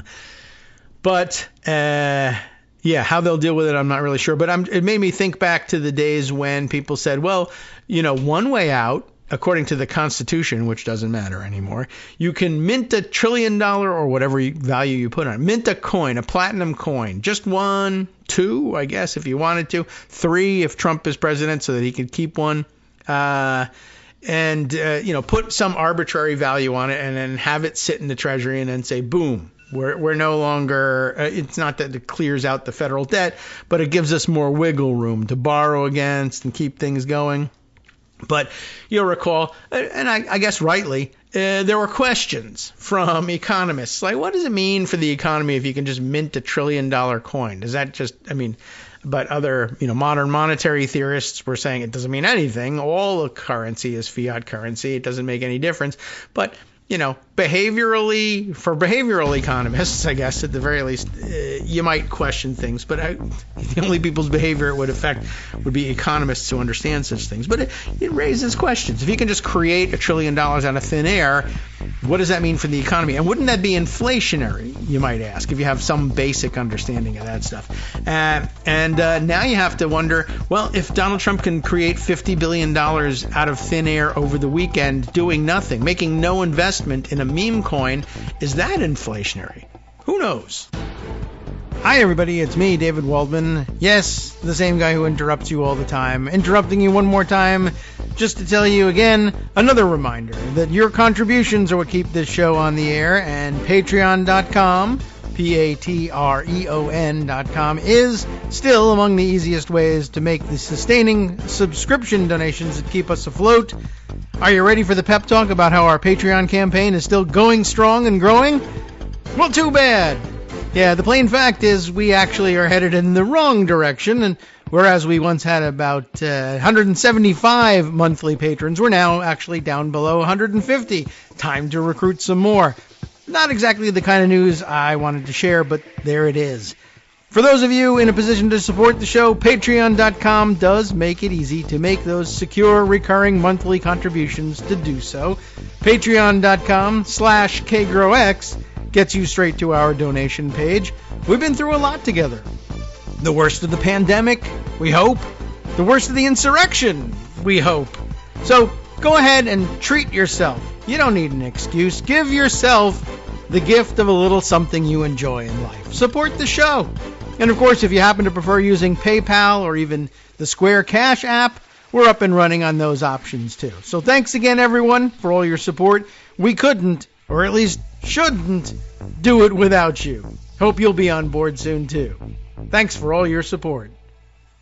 All right, welcome back now to the Kagro in the Morning Show here on Netroots Radio. So I don't think I put aside any formal write-ups of what happened with the meme coin thing, but as you know, right, he launched his own meme coin, and essentially it is a substitute for the hotel, although they might buy back the hotel. I also saw in passing, and I don't know, I'll say make notes to myself about finding hotel articles, because I also understand that Elon Musk, who I guess now just does whatever Trump does in some way, shape, or form, is also looking to acquire a hotel in Washington, and I guess he had his eye on a hotel I don't know anything about. I used to live in the neighborhood, and it was like a million years ago, so, other things have been built since then, or, anyway. Apparently, a church property of some kind, which, they tend to be nice and lavish locations, taken over recently and is now a boutique, high-end boutique hotel called the Line. I guess then there's a lot of them all over the, in the big cities. There's the Line Hotel in D.C., bit of a hot spot, bit of a boutique hotel in the Adams Morgan neighborhood, a little bit out of the way. But apparently Elon Musk floating the idea of buying that, and of course, you could buy 10 of them and not notice, but he wants to buy it and turn it into his own hotel / social club, sort of a Mar-a-Lago North kind of a thing, where I guess his crypto and Silicon Valley bros, tech bros, can come and stay and pay him money to while they try and gain influence and bribe people in Washington, which would be a huge irritant to, I would think, to Trump, the idea that people are bribing Musk. Like, why, for one thing, and two, how come they're not bribing, they should be bribing me, not him, and to the extent that they have the money to bribe him too, no, they should just double their bribe to me. You don't bribe him, he's not anything, he's just an advisor. It'd start to make him mad, I think, at some point. Anyway, just throwing that out there. But they're also, apparently the family and are interested in reacquiring the hotel, which they sold off, which was a huge tell, obviously, but then what do they care? They sold the hotel off the minute they couldn't use it to raise bribes anymore because he wasn't president anymore. Now he's going to be president. They're like, oh, yeah, we need the bribe machine back. But no, they don't. They have the meme coin thing instead, which essentially is an accountability-free methodology. Now, if you're a Saudi prince or anybody who's got a lot of money, you no longer have to pretend you're staying in the Trump hotel to pay tribute money to the Trump family. Now you just buy these meme coins instead, and the family pockets that money, and you don't even have to bother. Certainly, I mean, people were not bothering traveling to the Trump hotel anyway. You just book a block of rooms and don't go. Was how the old play worked. But now you don't even have to go through the motions. You don't have to say anything, and nobody sees the records. It's all, whatever, secret. I guess it becomes public if you tell people you hold those coins in your wallet, whatever. No, it doesn't matter anymore. No one's going to prosecute you for corruption anyway. But anyway, it's now something you can do from your, I guess you could always book the hotel rooms from your desktop, but I don't know. It was small potatoes, right? How many rooms could you rent, right? You need, in order to make it a big enough bill for Donald Trump to care. He wants much bigger bribes this time, so now it's in the order of millions, and that was, I guess, the genius of the crypto ball there, right? To trap all the people who are on the record mouthing off in public about how much money they invest in crypto, and then what's their excuse for not investing in Donald Trump's meme coin, like right now in front of me from your phone, or else, I'll break your legs when you leave, kind of a situation. And how do they not agree? Well, anyway, in addition to all of that, you should be reminded of something that the New York Times, I guess, does the job here in reminding you that of something we discussed earlier weeks ago on the show. And they did it twice, but this is the one we'll read. The one we won't read, the one I didn't spend time reading, was they did a profile of Curtis Yarvin, Mencius Moldbug, who, we put him on the record before so that you wouldn't have to do it now. But now the New York Times did a puff piece on him. And I guess they thought it probably was. Well, we're not puffing him up. He's an idiot and a weirdo, and he's talking about going back to some sort of, neo-feudal society and reestablishing a monarchy, or not reestablishing, but establishing a monarchy here. And, it's just a dumb thing, and everybody's rolling their eyes, but we're going to profile him. They had a very weird picture of him. I'm sure he thought he looked really tough, like Trump's inauguration photo, he grimacing into the camera, black and white, yada, yada, but he just looked like a nerd. Oh no, I made the game master angry, right? But anyway, they're treating him seriously. And we ordinarily might even read that piece. We read something quite like it. It's not like we're above it. We already did it. Something else we already did, but that we should remind you of. We remind you of Curtis Yarvin. It happened. There you go. Now we remind you of this in more depth. Again, in the New York Times, David Yaffe Bellany is their crypto industry writer, who reminds us that there's the possibility of one of the maybe yes, maybe no first day Trump orders. One of the ones that he might, in fact, get around to signing, if not today. I really have a hard time believing he's going to be doing any signatures on an extended basis today. But the federal stockpile of Bitcoin might be on track for today. Remember that? The cryptocurrency industry has pushed President-elect Donald Trump to establish a federal stockpile of Bitcoin, that is, creating real political momentum behind the plan. Now, what might have really established this, and we talked about it before, right? Basically, the idea of being, I'm going to order the National Treasury to hold some of our cash reserves, convert them into Bitcoin and hold them that way. And to people who believe in Bitcoin, I guess it makes some sense. People who believe in Bitcoin in the abstract, right, who don't necessarily own any, but have thought, I wish I could own some, or I don't have that kind of money to risk or whatever, but I'm seeing it appreciate in value for everybody else. Bitcoin is still the most likely of the bunch to appreciate, even short term, even if it eventually collapses when everybody realizes it's nothing. But it's less likely to collapse if, or become nothing if the Treasury owns a bunch of it. That's one thing. But for believers in it, like suppose the National Treasury buys, arbitrarily $1 trillion worth of it. I mean, that'd be crazy, but suppose they do. And then it appreciates in value to $10 trillion, the way this has happened for other people. Well, then good, right? It erases our national debt or, some significant chunk of it or something. I don't know. Maybe yes, maybe no. Maybe other countries don't believe that. Maybe federal debt holders don't believe in it. Maybe they do. I don't know. But so it's an idea, right? Now, another part of the idea, of course, is that everybody realizes Bitcoin sort of created from more or less from nothing, and it has value to the extent that other people will buy it from you. But if you hold enough of it, like small bits of it are being traded all the time, but if you're holding tons of it, it's really difficult to sell that off. And of course, it's antithetical to the whole thing to sell it off and convert it back into fiat currency cash, because the whole idea was that it would be stateless and unregulated, and now you're going back to the old stuff. But what do you care? You just made a pile of actual money that real people will take in exchange for goods and services, even though you weren't in need of any cash. But still, you get the idea. But this is essentially an end to the big, or one end, possible end to the big Ponzi scheme, right? If it all depends on finding a buyer in the end, and you can't find anybody big enough to buy your stockpile, what if you force the government to do it?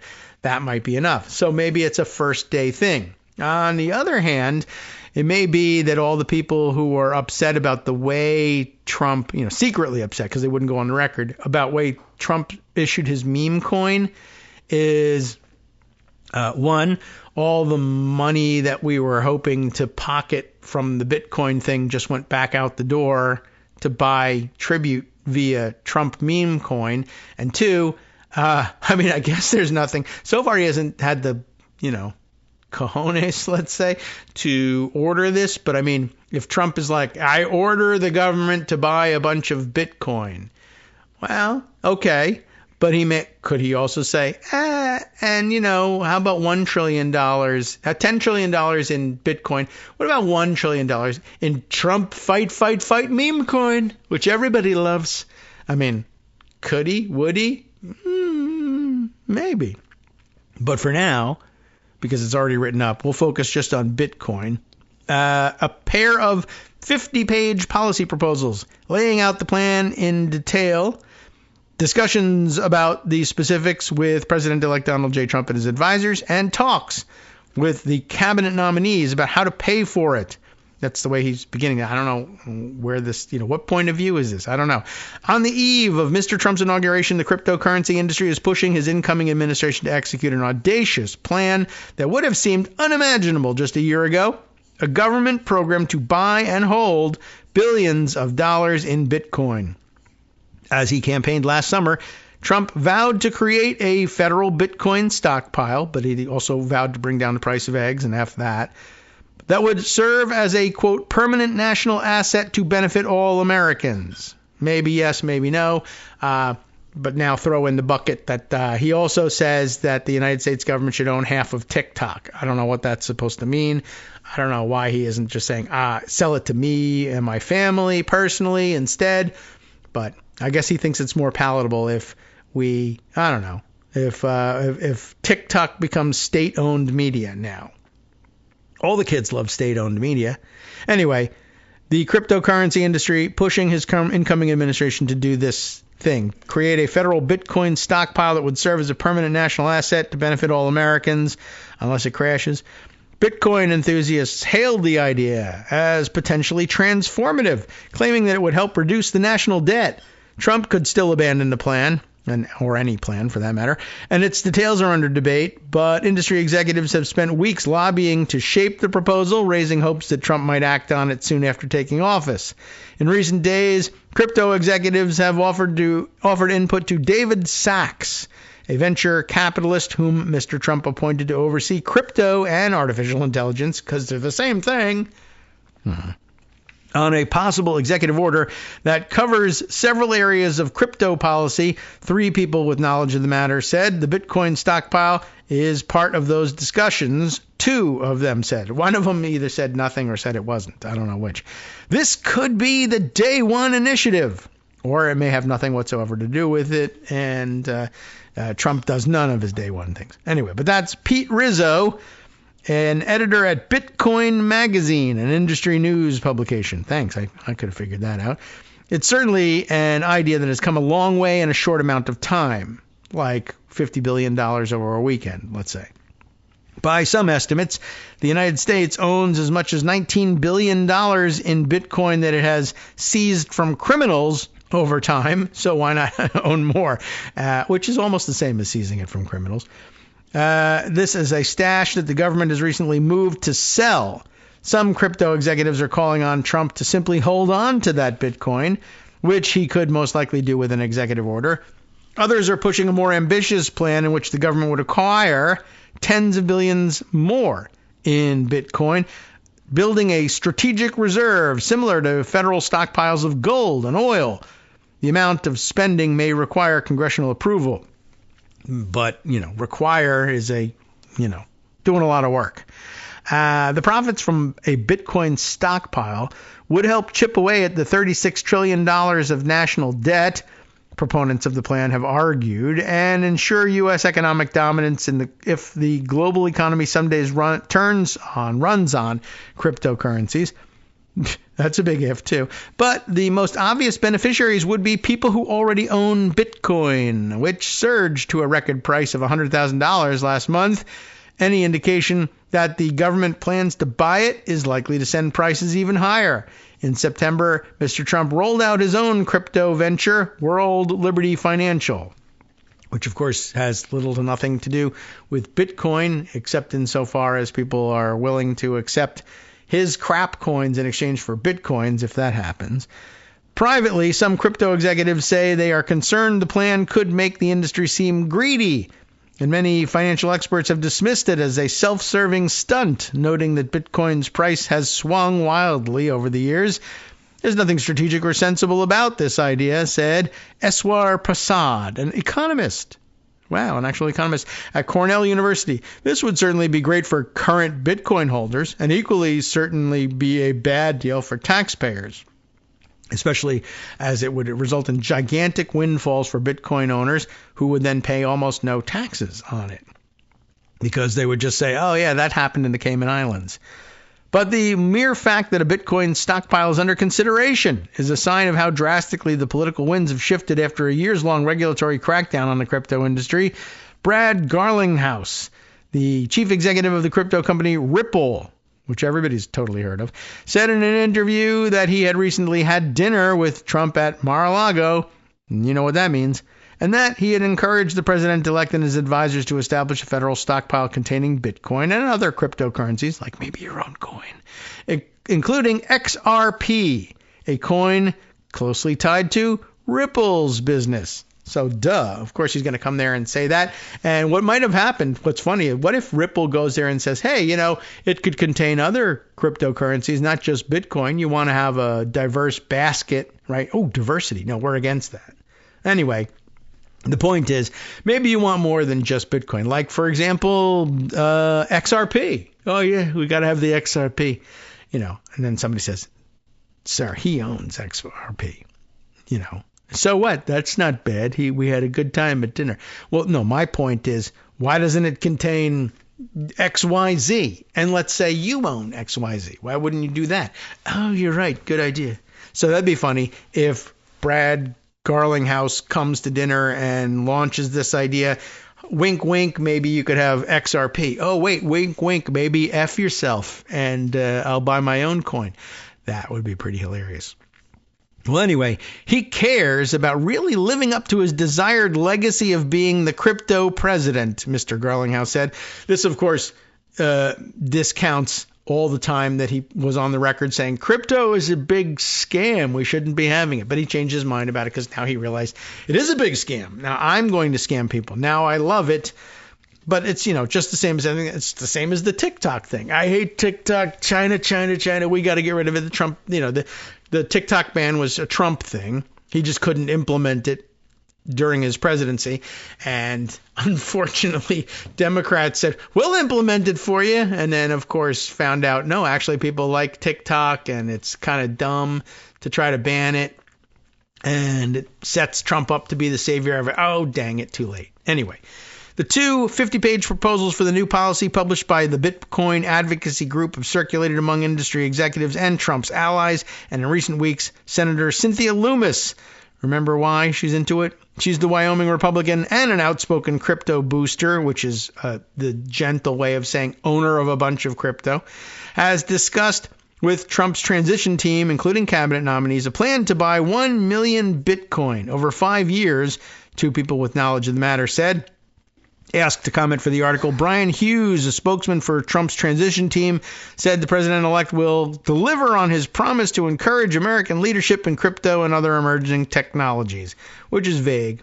They might be able to say that he did that no matter what he does or doesn't do with Bitcoin purchases. For years, Bitcoin enthusiasts have speculated about a U.S. government stockpile, a reserve of digital gold to go along with the nation's holdings of actual gold, because why not have the fake stuff as well? Federal authorities have accumulated some 200,000 Bitcoin in criminal seizures, including billions of dollars worth of cryptocurrency from hackers who looted the Silk Road, an online drug marketplace.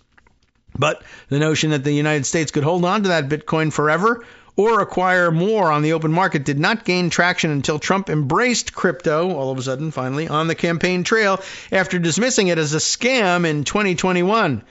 In July, shortly before he was scheduled to speak at a popular Bitcoin conference in Nashville, Trump met privately with a group of crypto executives and floated the idea of a Bitcoin stockpile, said Nathan McCauley, who attended the gathering and runs Anchorage Digital, which offers storage options for digital currencies. On stage at the conference, Senator Lummis unveiled a bill, the Bitcoin Act, as an acronym. We probably read what it stood for, and it was dumb. Calling for United States to buy 1 million Bitcoin over 5 years, as previously stated. In his speech, Trump stopped short of explicitly calling for the government to buy that Bitcoin, but he promised to turn the nation's existing holdings into the core of a national Bitcoin stockpile and praised the cryptocurrency as a marvel of technology. He appeared to double down on the promise in an interview last month at the New York Stock Exchange when asked whether he would create a crypto stockpile. Yeah, I think so, he replied. Good quote, man. In the industry, the loudest promoter of the idea has been David Bailey, the chief executive of Bitcoin Magazine, which organized the Nashville conference. Bailey has claimed credit for helping to shape Trump's views on Bitcoin and said they met last year before the conference. More recently, Bailey has operated as a go-between for crypto executives trying to reach people in Trump's circle. Two executives familiar with the matter said. Bailey declined to comment. Trump's remarks in Nashville instantly turned an outlandish-sounding proposal into one of the industry's top policy objectives. Michael Saylor, the executive chairman of MicroStrategy, a company that owns more than $40 billion in Bitcoin, has likened the creation of a Bitcoin reserve to the Louisiana Purchase. Bitcoin is manifest destiny for the United States, Mr. Saylor, a friend of Trump's son Eric, said at an industry conference in November. By the way, MicroStrategy started out as like a regular company that grew enormously. It's a local DC-based company. It's global now, of course, but they used to do, like IT solutions stuff, essentially, data analytics and yada, yada. And anyway, at some point in the last couple of years, they decided that they were going to convert their corporate treasury, their cash holdings, into Bitcoin and continue to do so. And, nothing could boost the future fortunes of MicroStrategy more than having Bitcoin become a de facto government-backed asset. Anyway, Recently, crypto companies have intensified their advocacy, jockeying to profit from the Bitcoin stockpile plan, whatever form it takes. Last month, Anchorage Digital published a white paper about how to set up a Bitcoin reserve, and it's planning to compete for a contract to safeguard the government's crypto holdings, which could end up under the supervision of the Treasury Department. There's a new set of people within Treasury that would likely have this responsibility, so they need education, Mr. McCauley said in an interview. We're pretty deeply engaged. Yeah, well, if they don't know what the hell's going on, they just say, you do it. That would be a pretty good deal for those guys. Lobbying has also intensified at the state level, where well-funded crypto industry groups have often had success shaping laws and regulations. Legislators in Texas, Ohio, Pennsylvania, New Hampshire, North Dakota, and Oklahoma, all sort of similar in the way they vote, huh? New Hampshire, maybe not, but plenty of people who wish that it would be that way, have proposed bills to create state-controlled cryptocurrency reserves. Some of the language in those proposals mirrors a model bill circulated by the Satoshi Action Fund, a pro-Bitcoin nonprofit. No such thing as a pro-Bitcoin nonprofit, I wouldn't think. Dennis Porter, the group's chief executive, said in an interview that he had been working with state legislators across the country to promote Bitcoin stockpiles.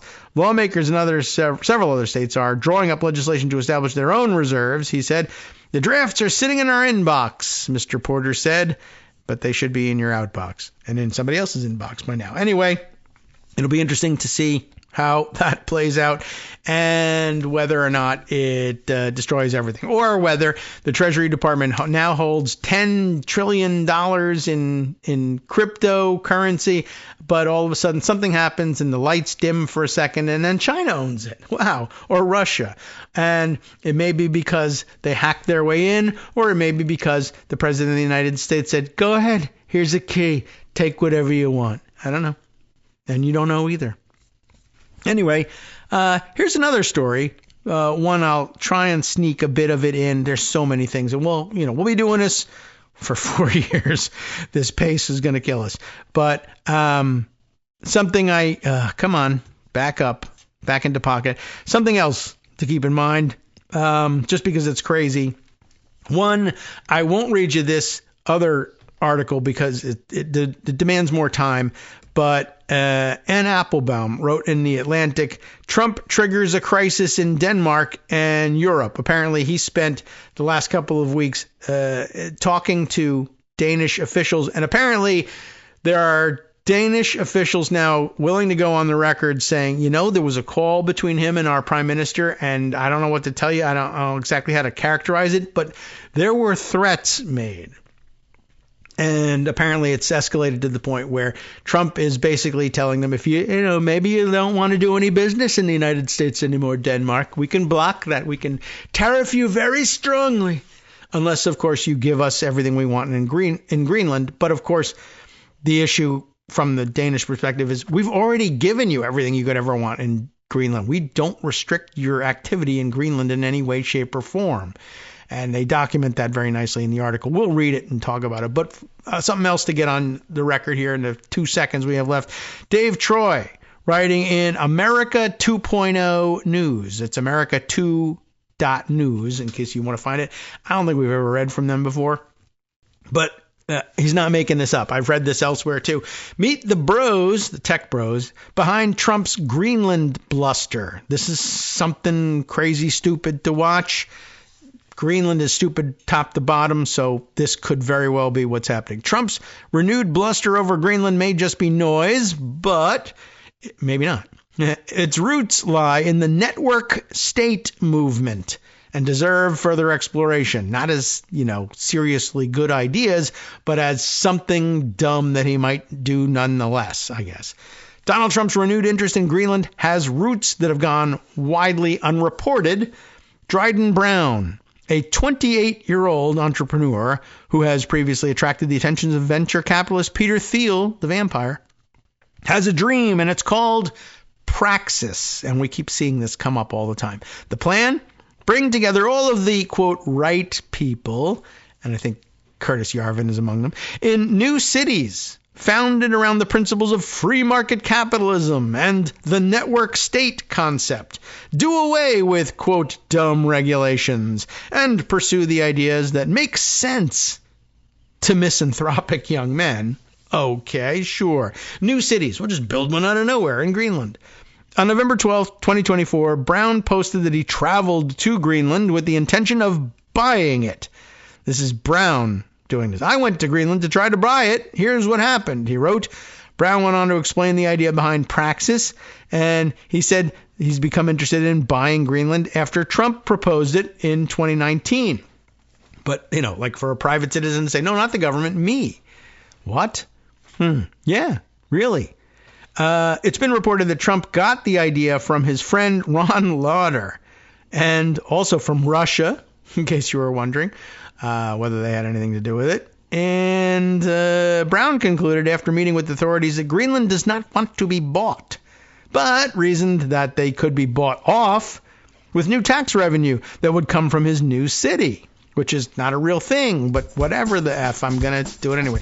Previously, Brown suggested that his projects could attract crypto dudes and hot girls. Now we're talking.